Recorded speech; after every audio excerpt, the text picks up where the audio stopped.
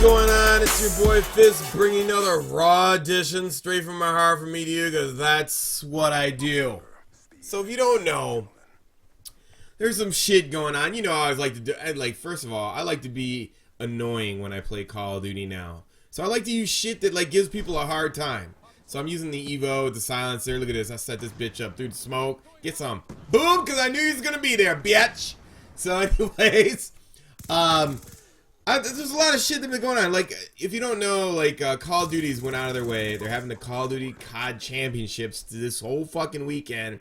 Whole Easter weekend. When everybody, their last weekend before spring break and with their family and so on. And there's fucking tons of sporting events, home openers, you name it. Everybody's having their events today, this weekend.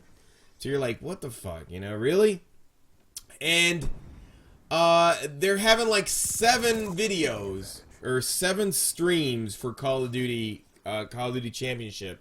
And I did screen capture Gazo it or whatever, and it was like the very first time that I've ever seen Call of Duty do better than League of Legends, which is a good thing, you know. I mean, I guess for the game recognition worldwide, I mean, if that's the direction they want to go in, that's fine.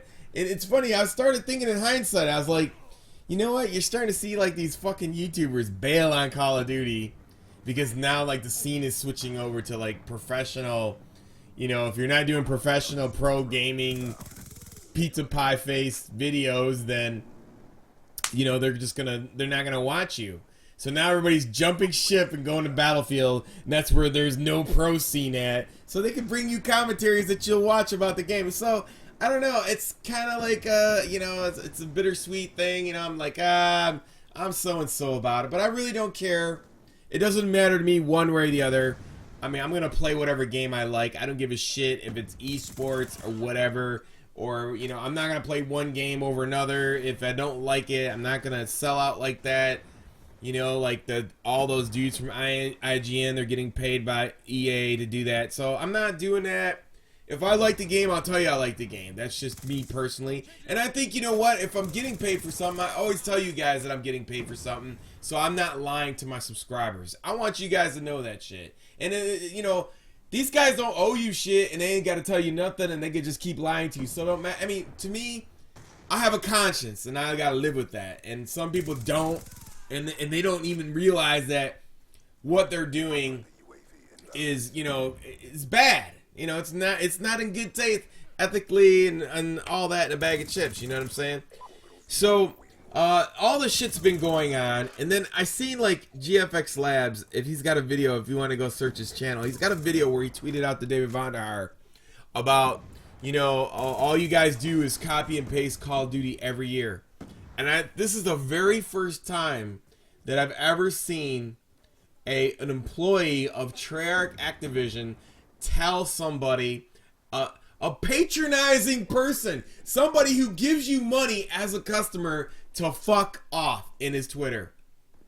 Can you imagine that? Like, he's got this in his video. He's got this tweet from David Vonderhaar, the gaming director, telling a patron to fuck off. I mean, seriously. This is what I'm talking about. The total disrespect. It doesn't matter how many times a person is opinionated and has his opinion. You know what? I even blocked GFX Labs for fucking dick riding Wings in my timeline. I got tired of him sucking his dick, so I blocked him. You know, I was cool with the dude, but, you know, I don't want to hear him fucking sitting there sucking Wings off. You know, to me, it's some gay-ass shit.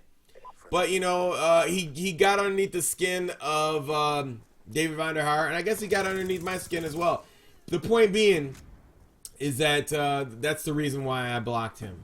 You know, I don't support anybody that's like, you know, supports people that I don't like to support. So I'm like, fuck it. You know what I'm saying? You're either with me or you're not with me, in the sense of common sense. You know what I'm saying? Like, I mean, I can't defend somebody that cries about their fucking situation every day to the public and not expect to be ridiculed for it, and then have a bunch of people try to fucking come at me. You know, that's the point of it. So, anyways, not to get off on a total, you know, on a tangent on that, but it's just, it's unexcusable to have somebody in the corporate world as high as him, who has so much influence, to tell anybody to fuck off.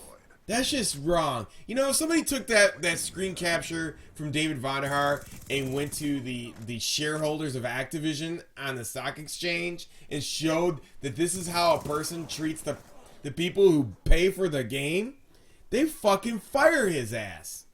Yeah, I don't give a fuck what this guy does. He's fucking replaceable. David Vonderhaar is a fucking replaceable. Just how like an Infinity Ward replaced, just like how the Activision replaced Infinity Ward with Treyarch, David Vonderhaar can be replaced too.